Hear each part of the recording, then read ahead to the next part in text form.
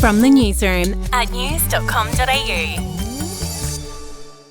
Well, health authorities are preparing for more than 5,000 COVID hospitalisations across the country within weeks. Modelling shows that the current BA5 wave will peak at a similar level of hospitalisations to the first Omicron wave. That means that 1 in 10 hospital beds will be taken up by COVID patients at the peak of the current wave. Moving on now, Qantas and Virgin are on track to record some of their worst ever results for flights leaving on time.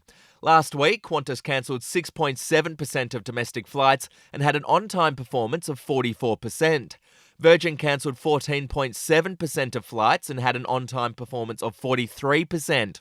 Both airlines have been battling staff shortages due to illness, with a lack of air traffic control staff also causing issues. Overseas now, and in the UK, it's been revealed that the new Prime Minister will be announced on September 5th.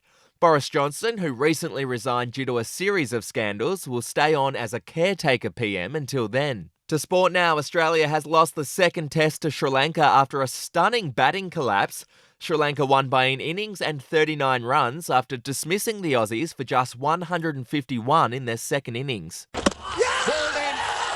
6 for Jayasuriya, 12 in the game. Sri Lanka celebrate. It's been a magnificent performance. An incredible comeback after being 1-0 down, beaten in 3 days. The two-test series wrapped up at 1-1. To showbiz, a TV newsreader in the US who sparked concern after slurring and acting erratically during a recent broadcast has now spoken out.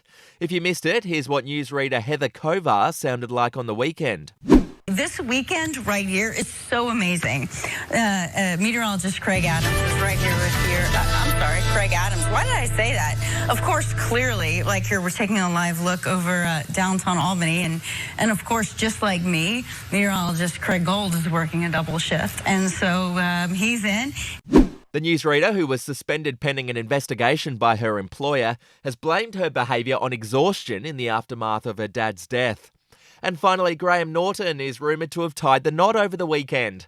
The British chat show host, who's famously secretive about his personal life, welcomed 100 guests at his house in West Cork. Scottish singer Lulu is said to have performed at the event. Follow or subscribe to From the Newsroom wherever you get your podcasts.